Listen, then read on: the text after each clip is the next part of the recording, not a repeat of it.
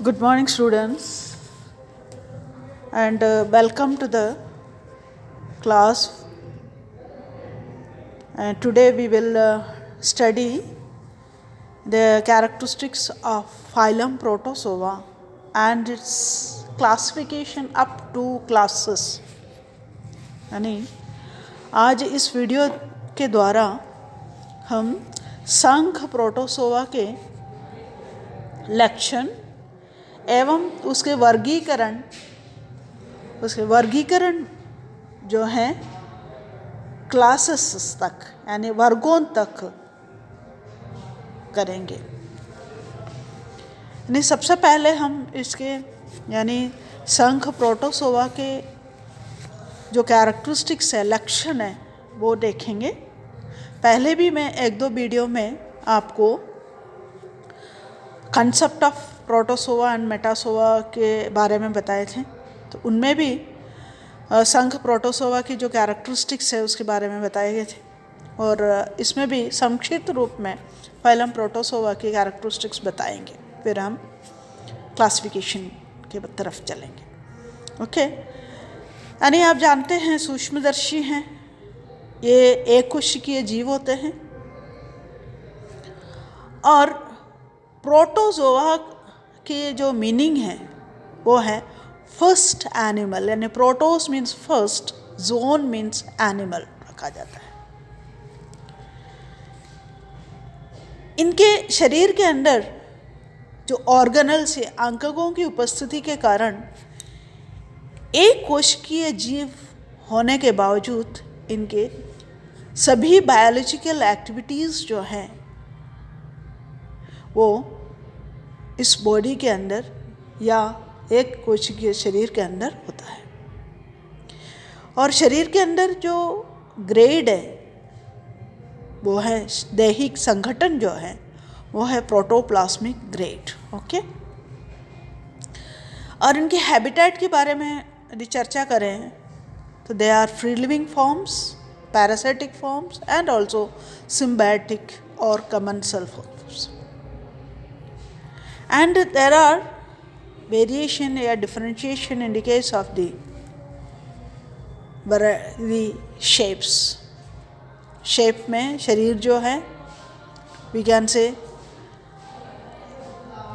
Symmetry के बारे में कहें तो यह असममित होते हैं, गोलीय सममित होते हैं और द्विपार्श्व सममित भी। शरीर के अंदर जो सेल है यानी कोशिका एक सिंगल सेल होते हैं, तो वो उनमें जो केंद्रक या न्यूक्लियस पाए जाते हैं वो मोनोन्यूक्लिएट या फिर बाइन्यूक्लिएट होते हैं या फिर मल्टी न्यूक्लिएट। एक आकार की या द्विआकार की भी होते हैं न्यूक्लियस। ओके, मेन कैरेक्टरिस्टिक्स जैसे हम यहाँ चर्चा करें तो लोकोमोशन गमन के लिए तो इसमें विभिन्न प्रकार के अंगक पाए जाते हैं, गमनांगक पाए जाते हैं। वो हैं सूडोपोडिया, फ्लैजेला एंड सीलिया। शरीर के बाहर बाह्य कंकाल के रूप में पेलिकुल या पेलिकुल है, कवच है, चोल या टस्ट पाए जाते हैं। कई एनिमल्स के शरीर जो है वह नेकेड होते हैं। न्यूट्रिशन के बारे में यदि चर्चा करें, nutrition is of holozoic, okay, holozoic, holophytic and parasitic and saprophytic. Digestion या पाचन जो होते हैं वो इंट्रासेलुलर होता है। और जल परासरण नियमन के बारे में यदि चर्चा करें, that possess a particular for that purpose it possesses a particular type of vacuoles, धानियाँ पाए जाते हैं, वो है contractile vacuoles.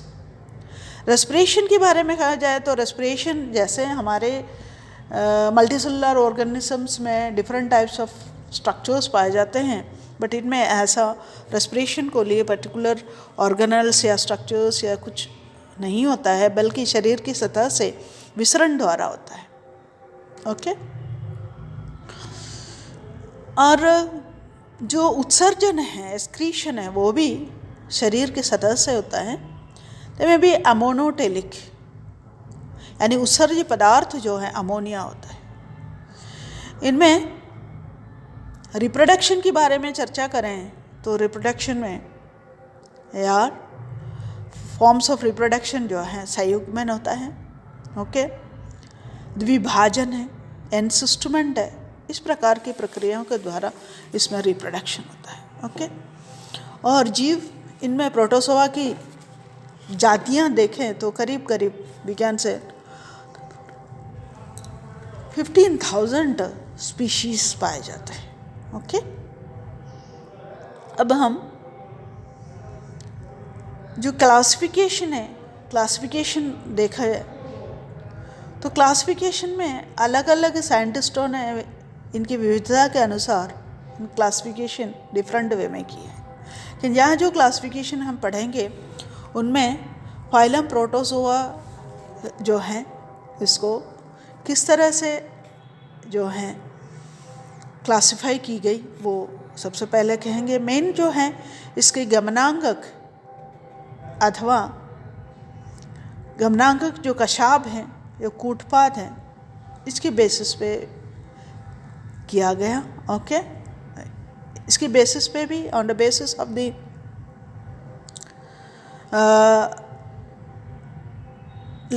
locomotory organelles like flagella and pseudopodia, we can classify the phylum Protozoa into the subphylum first Sarcomastigophora, okay, and sexual or asexual reproduction में भी इसमें देखा गया, ओके, दैट इज सार्कोमास्टिगोफोरा। यहाँ जो कुछ साइंटिस्ट का नाम मैंने ऊपर ही ऊपर लिख रखा है वो इन साइंटिस्टों ने इनको पहले स्टडी किया, जैसे लीवनहोक है, इन्होंने सबसे पहले इसके बारे में अध्ययन किया, गोल्डफिश इसके नेम दे गया। और यहाँ जो क्लासिफिकेशन जो पढ़ाएंगे वो होनिगबर्ग द्वारा की गई classification on the basis of locomotory organelle and types of reproduction, okay. तो होनिगबर्ग 1964 के अनुसार प्रोटोजोआ को सब फाइलम में बांट दी गई थी। उनमें सबसे पहले जो सब फाइलम है that is the Sarcomastigophora, okay, that is the Sarcomastigophora, okay, that is Sarcomastigophora. तो सार्कोमास्टिगोफोरा को फिर क्लासेस में बांट दी गई, सुपर क्लासेस में, that is Mastigophora, then super class Opalinata, super class Sarcodina, okay, etc. So there are 3 super classes: Mastigophora, Opalinata and Sarcodina. अब देखें इसको हमने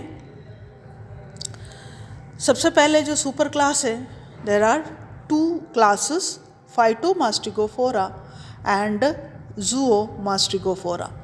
तो Phytomastigophora की एग्जाम्पल है that is Euglena and Volvox. Zoomastigophora जो class है, वर्ग है, वो है ट्राइकोमोनास एंड लीशमीनिया, ओके।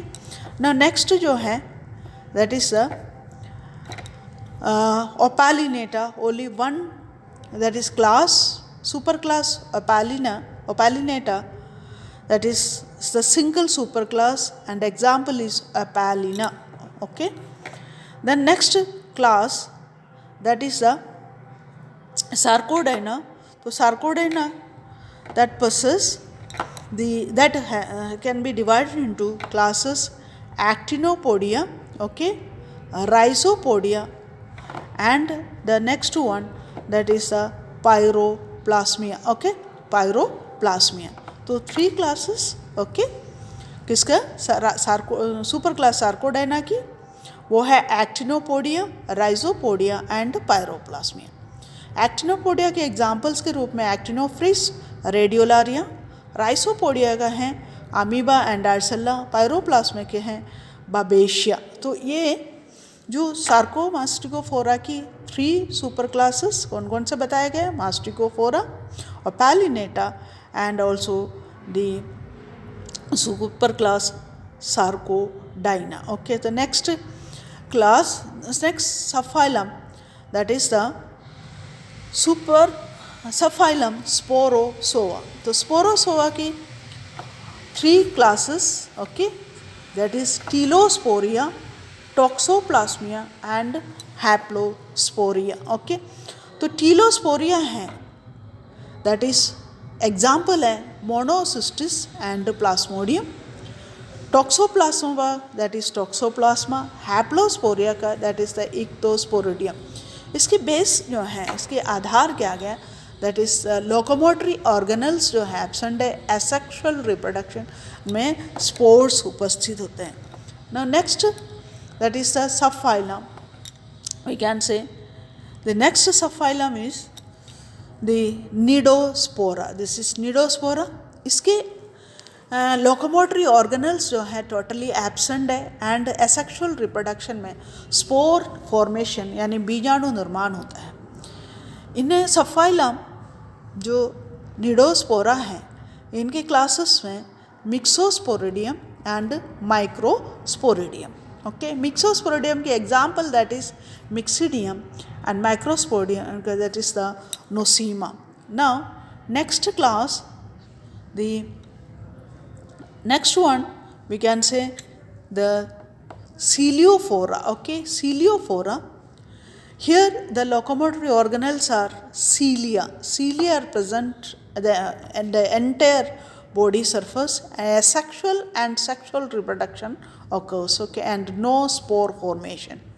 यानी सीलिया या पक्षमाप जो है लोकोमोशन के लिए उपस्थित होते हैं और एसेक्सुअल एवं सेक्सुअल, अलैंगिक एवं लैंगिक जनन होता है, बीजाणु फॉर्मेशन नहीं होता है. ओके, नो बीजाणु, नो स्पोर्स फॉर्मेशन. तो सीलियोफोरा की only single class that is the Ciliata. Ciliata की example that is number of examples are there, लेकिन इंपॉर्टेंट एग्जाम्पल के रूप में मैंने यहाँ 2 एग्जाम्पल दिए हैं, that is Paramecium and वोटिसेला.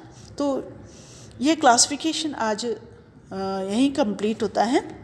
Next video में अगले जो फाइलम है उसकी क्लासिफिकेशन आपको समझाएंगे. तब तक के लिए विदा.